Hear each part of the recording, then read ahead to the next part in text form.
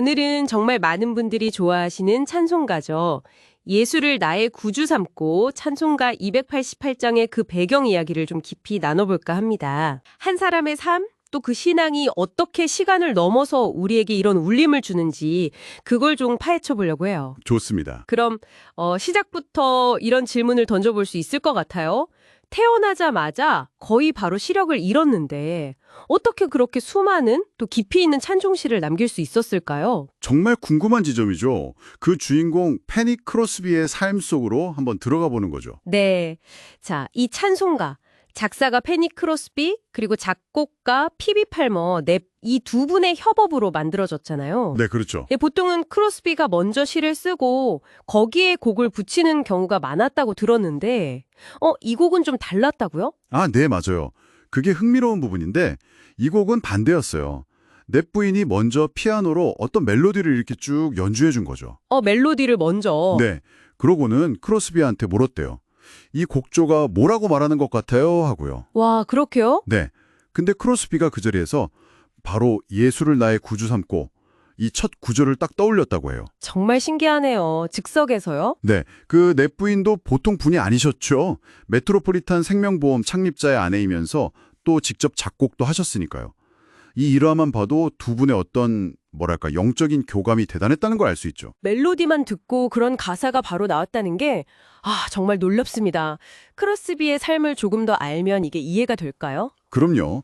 여기서 이제 우리가 진짜 주목해야 할 부분이 크로스비가 태어난 지 6주 만에요. 의료사고로 시력을 완전히 잃었다는 거예요. 6주 만에요? 네. 평생을 그러니까 95세까지 시각장애인으로 살았죠.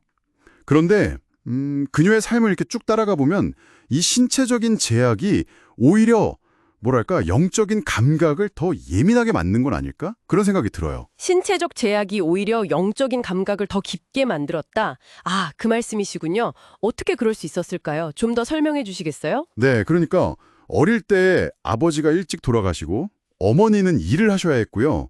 그래서 외할머니 손에서 주로 자랐는데 외할머니요? 네, 이 외할머니가 굉장히 신앙이 깊으셨어요. 매일 어린 크로스비 옆에서 성경을 읽어주고 또 눈으로 보지 못하는 세상의 아름다움, 뭐 꽃이라든가 노을 같은 걸 아주 상세하게 묘사를 해줬다고 해요. 와, 상상력을 키워주셨네요. 그렇죠.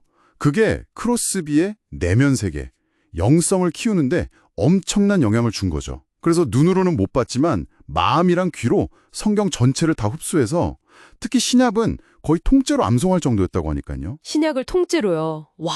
네. 이런 깊은 말씀 묵상이 있었기에 그 내면의 눈, 영의 눈이 뜨인 게 아닌가 싶어요. 듣고 보니 정말 8살 때 이미 나는 만족한다 이런 시를 썼고 8,000편이 넘는 찬송시를 남겼다고 하니 이게 그냥 나오는 게 아니었네요. 그럼요. 8,000편이라니. 우리가 아는 찬송가 중에도 너희 죄 흉악하나 인애하신 구세주여 이런 곡들 다 한국 찬송가에도 23곡이나 실려 있잖아요. 맞아요.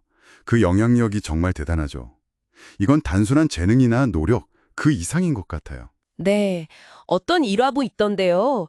평생 소원이 눈 뜨는 거 아니냐고 누가 물었다면서요? 아, 네네. 그 유명한 이야기죠. 누가 그렇게 물으니까 크로스비가 아니다 라고 딱 잘라서 말했다고 하죠.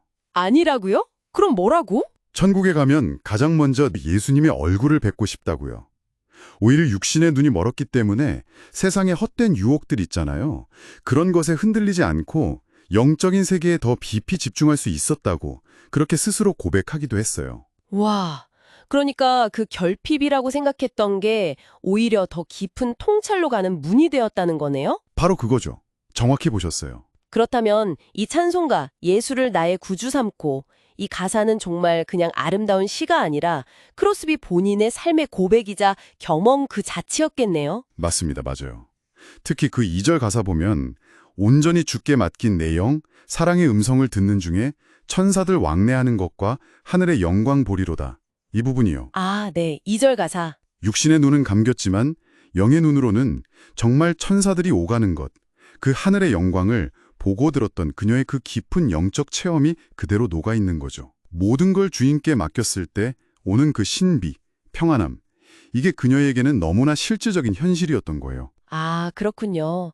듣고 보니 가사가 정말 다르게 들리네요. 그렇죠. 결국 이 찬송가는 뭐랄까 어려운 상황 속에서도 꺾이지 않고 믿음으로 세상을 본 한 영혼의 노래 그 자체인 것 같아요. 그리고 우리에게 주어진 환경을 넘어설 수 있다는 어떤 가능성, 그걸 보여주는 증거 같기도 하고요. 네, 맞아요. 그래서 그녀의 묘비에는 아주 거창한 말이 아니라 할 수 있는 일을 했다. 영어로는 She have done what she could 라는 마가복음에 나오는 구절이 새겨져 있다고 해요. 이 찬송시와 함께요. 아, 그 구절이요. 정말 그녀다운 말이네요. 그렇죠. 화려하진 않지만 자신의 자리에서 묵묵히 최선을 다했던 삶을 딱 보여주는 거죠. 자, 이런 이야기가 또 어떤 의미로 다가올까요? 글쎄요. 크로스비의 삶을 이렇게 쭉 따라와 보니 우리 각자가 가지고 있는 어떤 한계 혹은 어려움 같은 것들이 어쩌면 또 다른 성장의 기회가 될 수도 있겠다. 뭐 이런 생각이 드네요. 바로 그 지점인 것 같아요.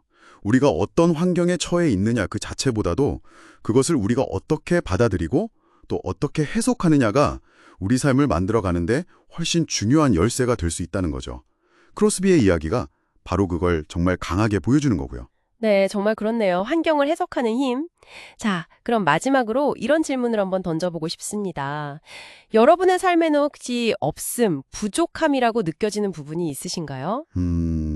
누구나 있겠죠? 네. 그런데 혹시 그 결핍이라고 생각했던 것, 그게 크로스비에게 시력 상실이 그랬던 것처럼 오히려 어떤 특별한 강점이나 세상을 더 깊이 볼 수 있는 그런 창문이 될 수는 없을까요? 한 번쯤 곱씹어 볼 만한 질문인 것 같습니다.